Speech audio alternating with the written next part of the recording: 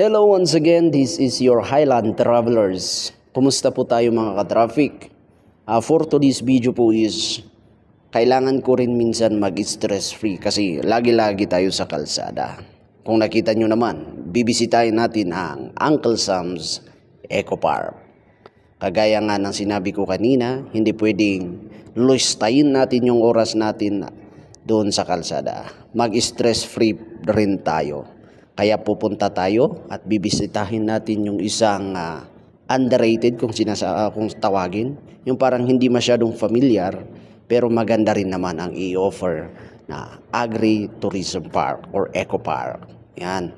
Pangalan po nito, kung pwede nyo i-search, masasearch nyo po siya sa Facebook, I think, the Uncle Sam's Agri-Tourism Park or Eco Park.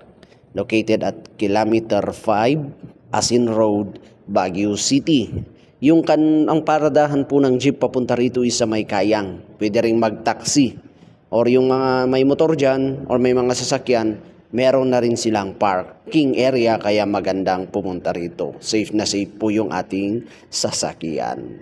Yun nga lang, this is a park at meron po siyang entrance fee which is 100 pesos para sa mga adult and 80 pesos for senior citizen and PWD plus 50 pesos naman pag may kasama tayong mga bata. So, ano pang hinihintay nyo? Punta na kayo. Kasi marami tayong makikita ritong mga rock formation na inukit ng mga gumawa nito. Pumunta lang sana ako ditong mag-emote-emote pero hindi ako affected sa hiwalayan ni Kathleen Bernardo and Daniel Padilla ha. Kung pwede ko nga lang ibulong sila dito sa witch na ito para magbalikan na sila para hindi kayo masyadong masaktan mga followers natin out there. Huwag kayo masyadong magpa-apekto kasi pwede nating ibulong dito para pagbalikin na sila kaagad. Baka masyado kayong nasasaktan. Pero pag nasaktan naman kayo, ay meron din naman ditong hanging bridge. Yung parang ikaw din lang nung iniwan ka, walang paapaalam, walang pakipakiramdam, yung parang iniwan ka lang na hanging. Buti nga itong hanging bridge na ito, may mga bulaklak pa nagbibigay kulay sa kanya. Yung iba dyan, hindi na natin alam. Baka iniwan na ngang hanging, nag-iwan pa siya ng problem. Yung problem niya is, paano siya lulusot? Paano niya ipapaglaban? Diba? Pag iniwan kang hanging, watch out ka rin dito pag pumasok ka sa isang relasyon kagaya nito. Watch out. Kasi may mga loose ceiling at mga bato-bato dyan. Baka maumpog po tayo at masugatan. Aray. Okay lang masugatan at pwede rin pumasok sa isang relasyon. Meron siguraduhin mong kaya mong tumagos pag ikay nasaktan. Baka mag-transform ka gagaya ng gorilyang yan. O ayan o, isang gorilya. Baka naman masaktan ka, ganyan na ang iyong magiging mukha. Kaya ingat ka lang.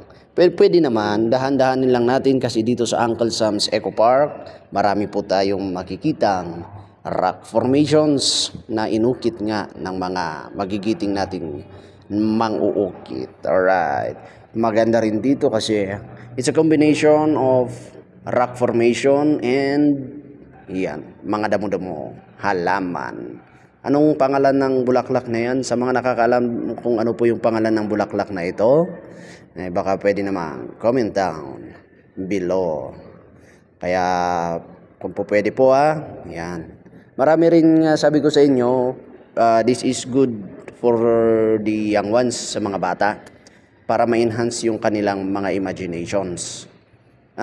Malapit lang naman to advisable nga to sa mga student, mga elementary levels. Kumbaga kung malapit lang kayo rito, pwede nyo i-side trip sa inyong eskwela. Para at least hindi sila masyadong nakatuon sa cellphone or sa kanilang mga TV, para hindi sila masyadong ma-stress. Punta nyo naman dito, kagaya ko nga sabi ko kanina, importante ang mental health. At ito yung mga lugar na i-stress free ko. Parang pumupunta ako sa mga ganitong lugar is nakakasagap ako ng positive energy at nababawasan ang aking pagka-negativity.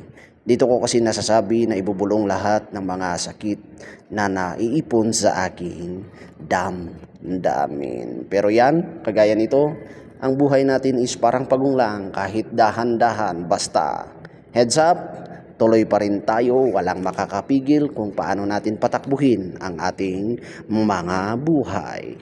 So I encourage each and everyone, yung mga may family po dyan, pag may time po kayo, malapit lang po ito sa bahay nyo. At sa mga followers natin na taga Asin Road, baka hindi nyo pa po alam na meron palang ganito kagandang eco park na kapitbahay ninyo lang. Ha? Sa mga taga Asin Road dyan, or sa mga taga Irisan, walking distance lang po ito, puntahan nyo na. Baka mamaya magmahal na po yung entrance fee. Joke lang. Ha? Puntahan na natin habang hindi pa siya crowded. Kasi nung pumunta kami rito, halos kami lang pala. Kami lang yung pumunta, kaya very enjoy kami. Dami naming time, wala kaming kaagaw na nagpipicture, kung anong ginagawa namin dyan. Sulit talaga yung oras namin dito. Kaya nga dun sa kung yung mga anak nyo is makukulit, maganda rito, puntahan nyo na rito kasi sabi ko nga, mapapagod sila rito while enjoying. Hindi yung nandyan lang sila, nakaupo, nagsiselfone. Punta nyo rito. Sabi ko, marami silang matututunan. Bantayan lang natin. Sabi ko nga, kasi bato-bato ito, baka masugatan sila or mauntog. Ha? Pero wag kayong mag-alala kasi maraming ino-offer yung park na ito. Maraming mga ganito nga, imaginations. Baka tumagal pa kayo rito, kagaya ang ginawa namin na mostly hindi kasi nakakatagal yung anak ko sa mga park. Medyo high temper siya. Pero yan, dito po is nagtagal po siya. Marami siyang naging activity. May rock climbing pa nga dyan kanina eh. Tapos ito, yan, yung mga bagong pinturang dragon. Ha?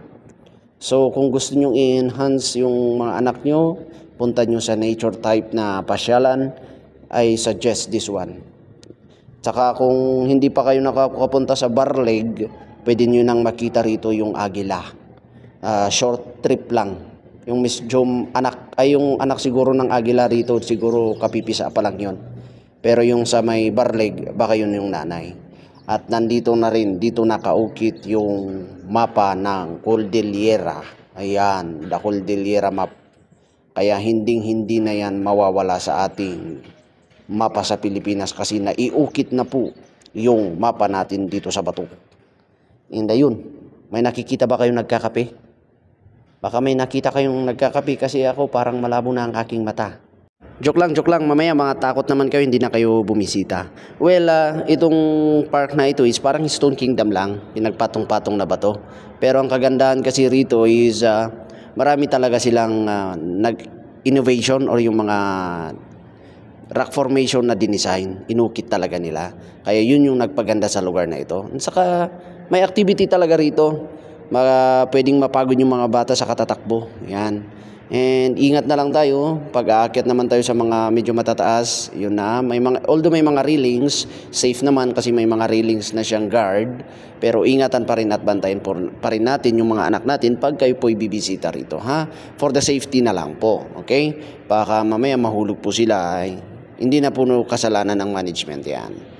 Watch out po natin yung mga anak natin. And ito na nga yung Agila. Kapipisa lang talaga. Mas malaki po yun sa may Barlib, pero at least nakita natin ang Agila. And baka may kaibigan ka rin kagaya nito. Nakikita mo yan? Baka may kaibigan kang ganyan. Ingat ka. Baka kaya naghiwalay yung sila Kathleen Bernardo and Daniel Panilla kasi may nangahas. Pero yun nga, tignan mo, ito lang yung ahas na hindi kumakagat. Dito rin mo rin makikita yung giant ant. Yan, yung pinakamalaking ant sa buong mundo. Yan. Pero dito mo lang makikita yung ahas na hindi nangangahas. Hindi rin nangangagat. Kaya safe na safe tayo rito. Okay? Yung side po na bato yan po yung rock climbing. So, kinaya ng aking hindi ko na nabidyoan yung aking anak na nag-rock climbing pero inakyat namin yun kanina. And meron po din tayo ditong wishing well. Wish ni Kokak lang. O yan. Yan. Wala namang problema. Try mo lang. Punta ka rito. Mag-wish ka. Malay mo. Dito mabubuo at pinapangarap mong pagmamahal. Sa mga gusto ring mag-meeting or mga reunion, pwede dito siguro mga 50 below people, pwede rito sa lugar na ito. Maganda yung lugar. Hindi siya masyadong maingay, malayo sa kwan. At ito na po ang bagong dragon. Yan. Yung mga iba dyan nagiging dragon pag nasasaktan, pero itong dragon na ito, ganto na talaga. Gumaganda yung kanyang pintura. So sa mga followers natin out there na looking for a nature type park na hindi masyadong malayo at hindi napapalayo sa city, well, I do recommend this one ha. Malapit lang po siya. Alam mo ba ang tawag namin dito? Ang tawag namin? Raspberry ang tawag namin dyan. Hindi, joke lang. Pinit yung tawag namin dyan. Kinain ko nga kasi nagutom ako eh. Nabisina ka. Pero ang naging kwan ko lang dito is maganda talaga siya. Nature type yung park. Malayo sa noisy city. Kaya magandang pumunta ka rin dito. Mag-hang time lang tayo konti para mailabas natin ang ating mga stress. And ayun na nga. We've been here. I've been here at Uncle Sam's Eco Park today at December 1, 2023.